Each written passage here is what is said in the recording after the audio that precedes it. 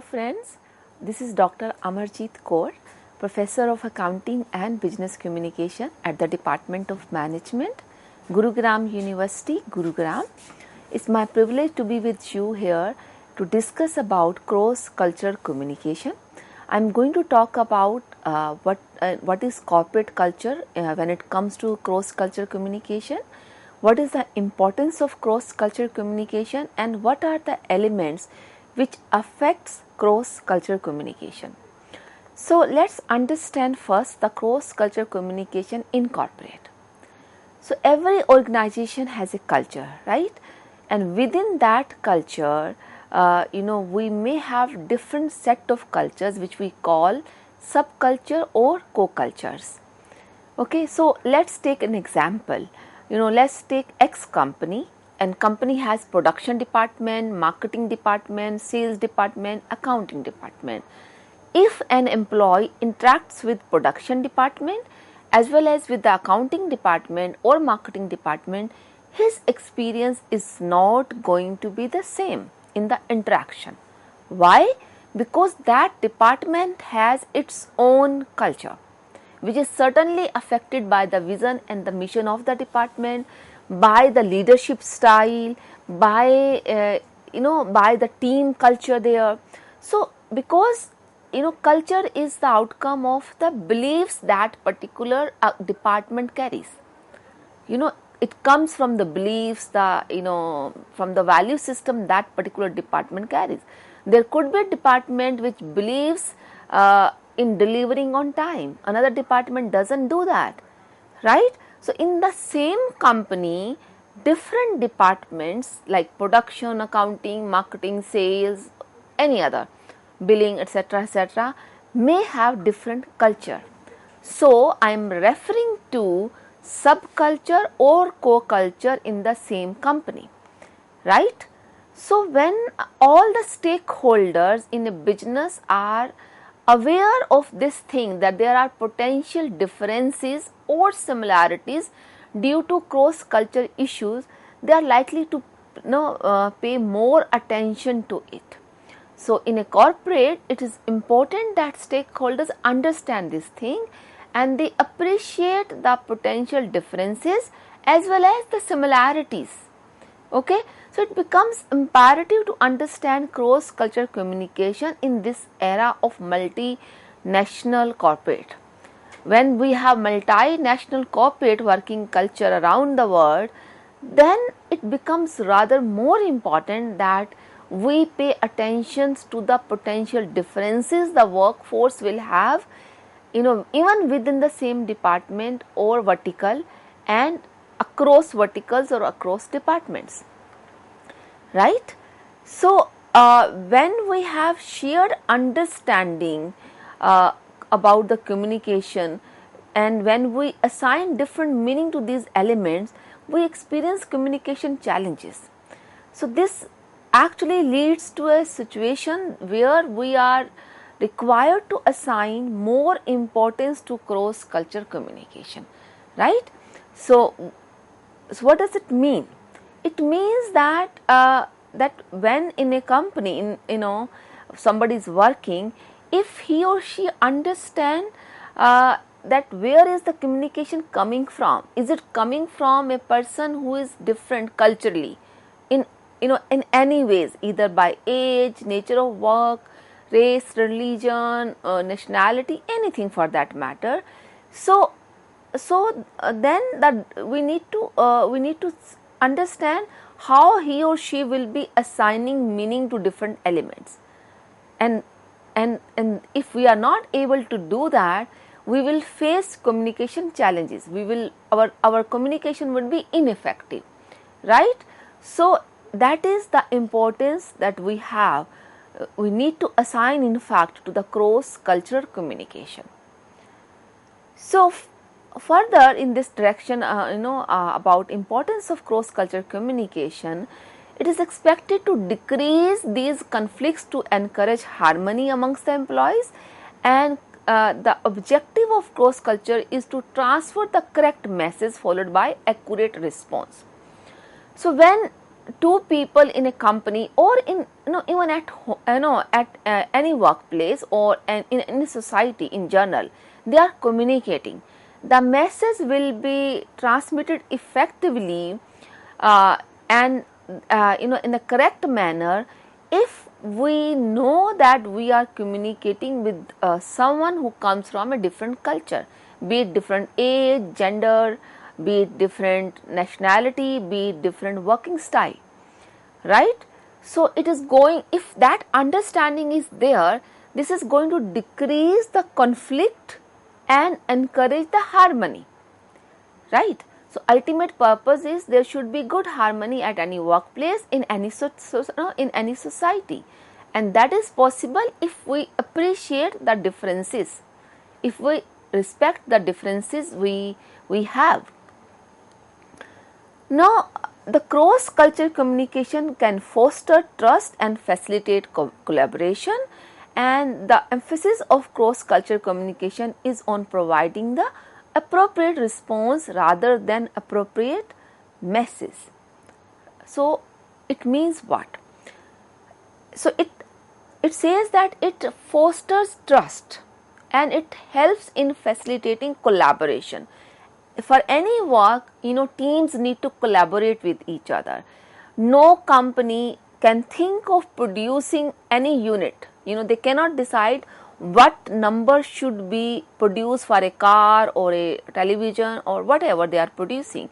If there is no collaboration, no understanding, or no communication between the production department and the marketing research department, or research department, or just the marketing department, as well as the sales department. What does it mean? The sales department will know how much they can sell basis on the survey they will carry or the research they have carried, or they have referred to the market research report. Production department will produce only those numbers which are given to them by the sales team, right? So, the marketing team may work later, or market research team especially in the beginning. So, there is a need of complete coordination. So, that coordination can be effective, right, by valuing that we have people who come from different cultures, and there is an importance of cross-cultural communication between different departments, different teams. And ultimate objective is that we should be able to provide appropriate response, to the message which is coming.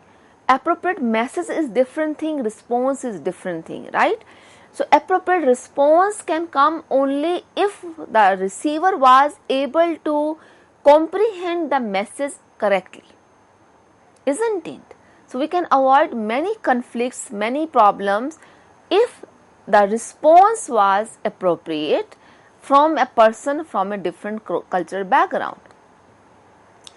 So, to narrate the importance, I can actually discuss it in certain points now. The first importance of cross-cultural communication is it enhances the growth of a business. Then the second is the management becomes effective, and third is it helps in developing global teams. I will discuss more points. Let's discuss these 3 points in detail first. So, it enhances business growth. How? Let's imagine. Let's take the same example that there is a car company, production company producing cars. So, the number of units to be produced during Diwali time in India is to be decided, right? If there was, there is a team, the team of the production department has a different culture than the team from the marketing research department, right? So, if there is no good coordination between the marketing research team and the production team, certainly the numbers produced would be either more or less than the expected sales. So, the business growth will be hampered. On other way around, the business growth will enhance for the company we are talking about if there was a good coordination between the marketing research team and the production team. And we are assuming they have both a different work culture, and different work culture means cross culture communication required, right? So that is a very narrow assumption that cross culture is only between the religion or race. I want to clarify that again and again. Even different working styles is a different culture.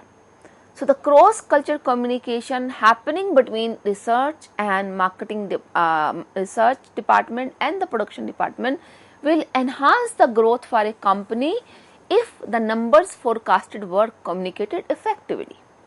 The message was responded effectively. Second point, as we said, was effective management. So how the management will become more effective? Certainly,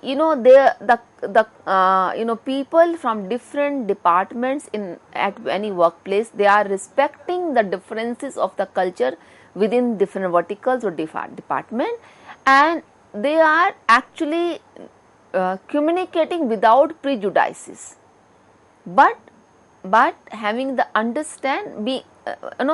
or having an awareness that the other department is different. So the moment I know that how the other department is different from us, from my department, my communication style will get changed automatically. I will try to communicate the way they would understand, right? And the moment this happens, our management in the company becomes more effective. The third point, as we said, was developing global teams.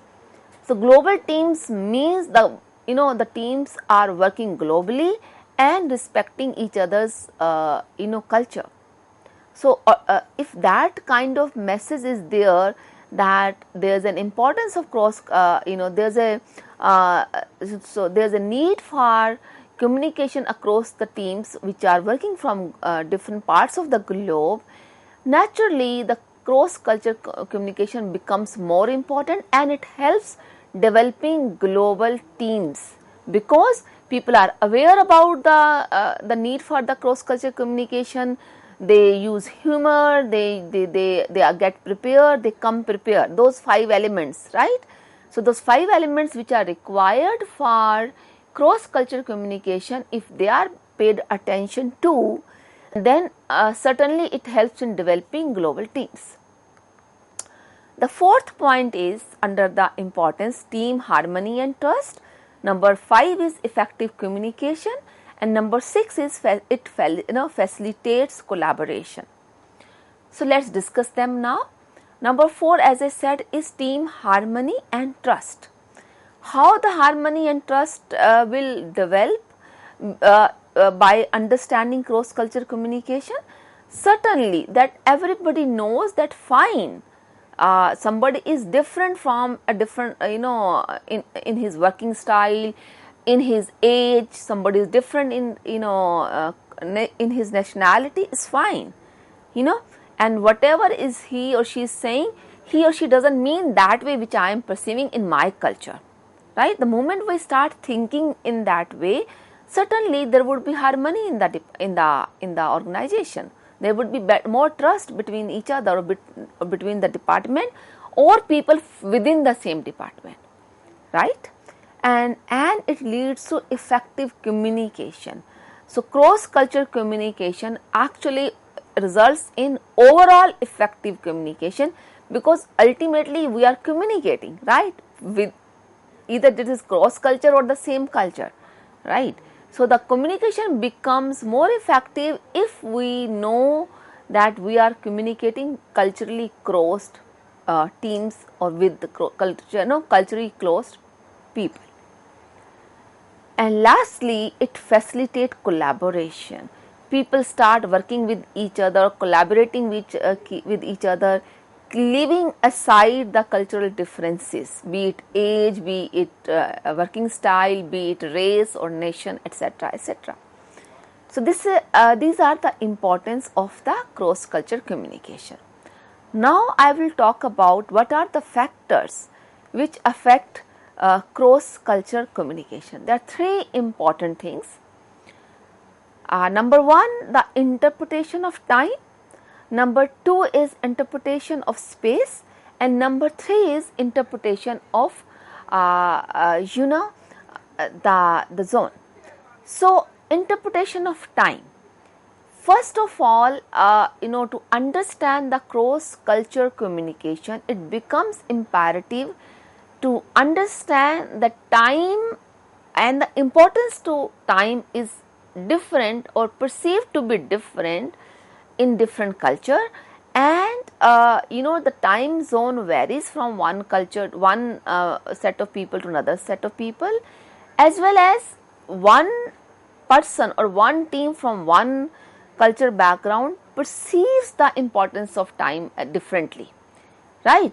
So one may say, if I say, let's say it should be submitted by end of the day, every team in the same organization is not going to take it to the same importance, right? So different cultural, they give different interpretation to time. Then they give different interpretation to space. So space, the space of sitting, the space of in the meeting, the space area, the space of meetings, space of working teams or working places, etc., etc. So people give different meaning to the space even in different cultures, right? A gender and people from two gender may feel comfortable sitting together and talking, right? People from two nations may not like to shake hands. People from one particular nation may like to shake hand. So the proximity, right? So the space between the two people while during meeting or while public address or while presentation, etc., etc. So the interpretation of space is different. And the third is the interpretation of even the work culture. The work culture is perceived to be different in different cross culture communication. So I may perceive the work ethics, work culture differently. The other person may perceive it differently because he comes from a different culture background. So there are many factors: the time, the space, the working, that all affects the cross culture communication. Another point now I want to discuss is that how to improve cross cultural communication. So I shall be discussing the points that how can one improve cross culture communication. Number 1 is awareness. Number 2 is preferred meaningful conversation. Number 3 is avoid signaling. I shall be discussing more points as well. So let's come to the first point. So that is awareness. How can one improve communication while communicating with people from different cultures, age, nationality, race, religion, etc., etc. So number 1 is to be aware of. One should be aware that am I talking to a person or a group of person who come from the same culture background or from a different culture background. So being aware is the most important thing. The moment I am aware that I am communicating to a person or a group of person who are culturally different, I'm most likely I'm going to respond more responsibly, more respectfully, more carefully, right? So being aware of a situation of a cross culture communication is important. I know that I am in a cross culture communication. I am talking to someone who is 20 years younger to me, who is 40 years younger to me. Let's say there is a boss who is 75 and there is a young joinee who is just 21, about 50 years of difference or more than that, right? If that boss is aware about this age difference, so because that age is also the scope of culture, so age is also a scope of culture. So the culture in the young generation who are in 20s of their life at this moment is entirely different for a person who comes from the baby boomers life. The baby boomers, people, who are born when I wasn't born, right? Those people, they have a different understanding. So these two people, one from in 20, another in 75, if they're communicating each other, and if they both are aware, not only the elderly person, the boss, if both the young guy as well as the senior chap, they both are aware that they are communicating with each other, which comes under cross cultural communication, I'm sure all those prejudices will not hamper or will not affect adversely the communication between the two, right? So the first thing is to be aware. Whenever you are going for a meeting, whenever you are going to present something, whenever you are going to travel, make sure, read about, find out that whom I am going to talk to during my meeting, during my presentation, who are my audience during my presentation, are they similar set of people, are they culturally different, means are they different in working style, different in age, different in religion, race, gender, nationality, or they are from my culture itself, right? Because you will have your own belief system, value system in your culture. The second is, as we read before, the prefer meaningful conversation. Business of a business should be business. This is a very common saying. So business of somebody who is going for a meeting should be business only, which means you should never be talking meaningless.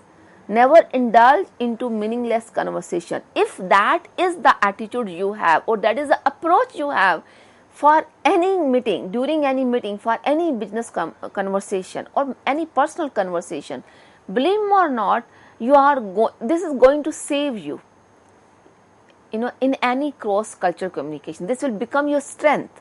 If you are in general carrying meaningful conversation with people, so it will not really affect you very badly or much if you are communicating with somebody who comes from a different culture, right? So one should always try to indulge into meaningful conversation.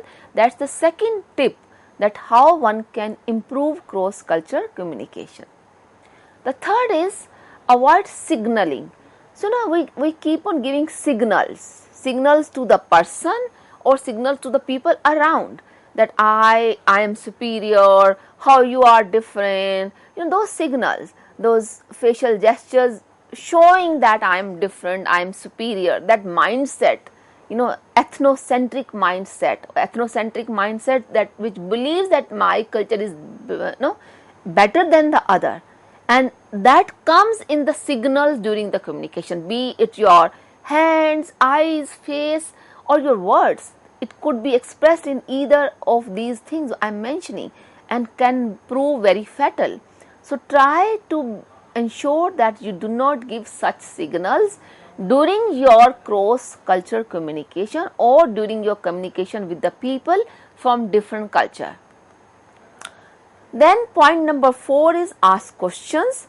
Point number 5 is avoid assumptions, and number 6 is use common sense. So let's discuss these 3 points now. Ask questions. What does it mean? The moment you start believing that asking question may help you improve communication with the person other side, who's a reader, you are a sender, you are talking, you are communicating. So if you start believing that, believe me or not, be it a cross-cultural communication or it is within the culture communication, in all the situation it is going to help you if you develop a habit of asking questions, but valid questions, not invalid questions, not questions to bother somebody, not those questions just to let somebody down. No, if you are meaningful in your approach, if you are asking questions to seek clarification, to give input or give feedback, even the asking question is also a way of feedback, where you are trying to show that yes, I could understand this way and I need this clarification. So it improves cross-cultural communication. Avoid assumption. One should never have assumption that people from this region, this nation, this department, this race, this working group or this age are bad or good or very nice or very bad, or they are more humorous, they are more hardworking, sincere. No, we have all kind of people in all set of elements, in all set of culture backgrounds, right? So we should not have those prejudices, those assumptions in our mind, because any assumption for that matter becomes a barrier in communication, effective communication, and it becomes more so in cross-cultural communication, right? The last point I want to discuss is use common sense. There could be a possibility that you do not understand the facial gesture, the body gesture. You come across with some team member, some member or somebody whom you have to communicate. But in that case, even we can have effective communication or reasonably good communication if we use our common sense, right? So having common sense and having using it during the conversation with people from cross-culture situations, it becomes really helpful for effective communication. So this is how, if we take care of all these points, we can improve the cross-culture communication. Friends, I hope it was helpful for you to understand the importance of cross-culture communication and also the points that how can one improve cross-cultural communication. With this, I would like to sign off. Thank you very much. Thank you.